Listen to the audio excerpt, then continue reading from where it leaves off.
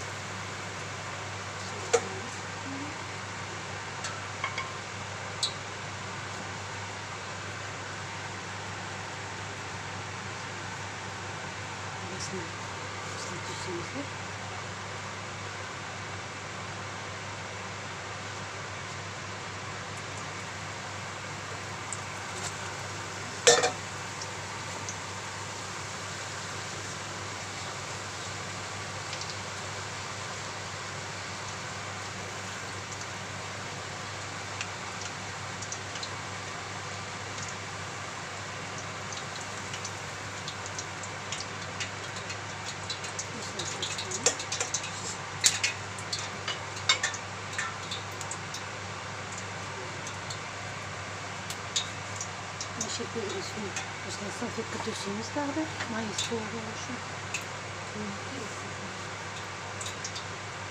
Şeklimizi pişirmeliyiz.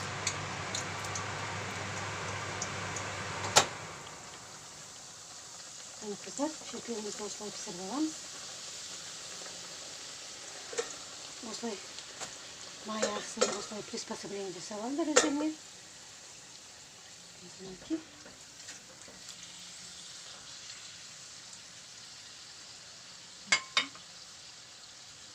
Şimdi pişirip koyuyoruz. Şerbetki. Arasına oslayıp töşеп oturumuzlar. Şerbetimiz. Осылай ақсын кішкене.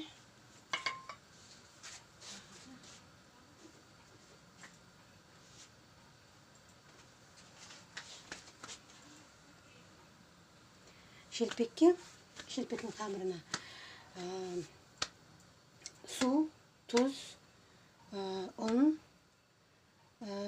және 2 ас қасық майонез қосасыздар да. Жақсылап, қаттығы билейсіздер.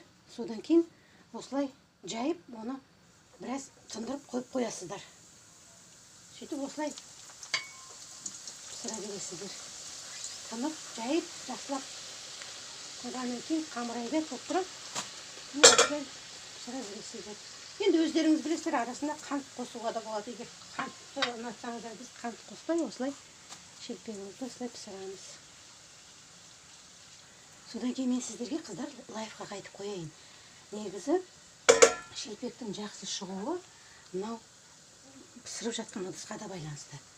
Мынау қаңылтырдан жасалғанадай тегешке пісірсаңыздар, өте тез қызады, майонез.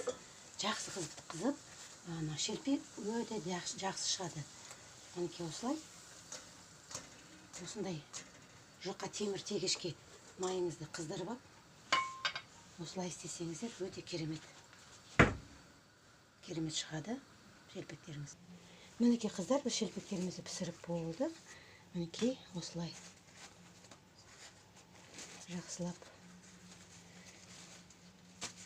жұмсақ шелпекті осылай алып бисмилля деп жейсіздер берсе.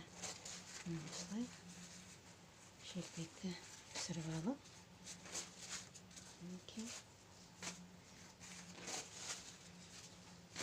сап-сары тамаша шелпекті осылай пісіріп аласыздар берсе. Мінекей шелпегіміз дайын.